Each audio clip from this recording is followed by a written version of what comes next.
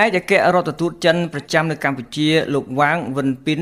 បានទទូចឲ្យរដ្ឋាភិបាលទីក្រុងភ្នំពេញពង្រឹងការបង្ក្រាបឧស្សាហកម្មខុសច្បាប់ដោយសម្ដៅលើឧក្រិដ្ឋកម្មឆបោកអនឡាញ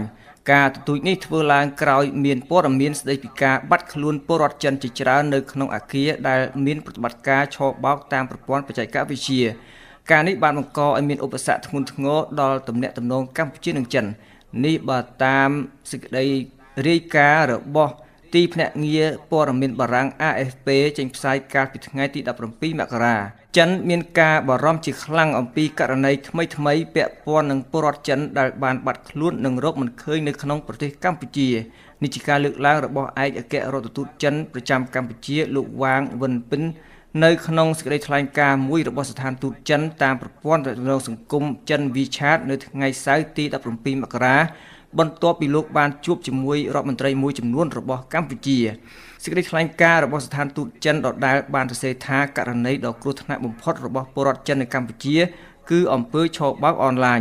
បើតាមលោកវ៉ាងវិនពីនរឿងនេះមិនស្របគ្នានឹងទំនាក់ទំនងជាប្រពៃណីរវាងចិននិងកម្ពុជា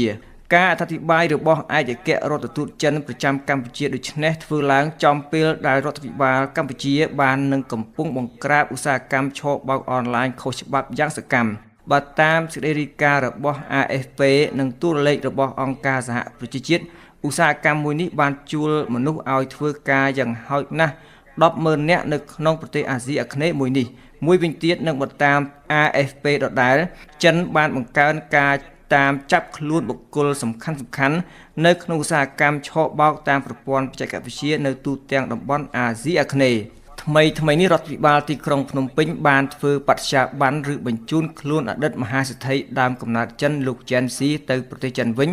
ក្រោមបទចោទក្នុងទង្វើឆបោកតាមប្រព័ន្ធអ៊ីនធឺណិតនៅក្នុងប្រទេសកម្ពុជា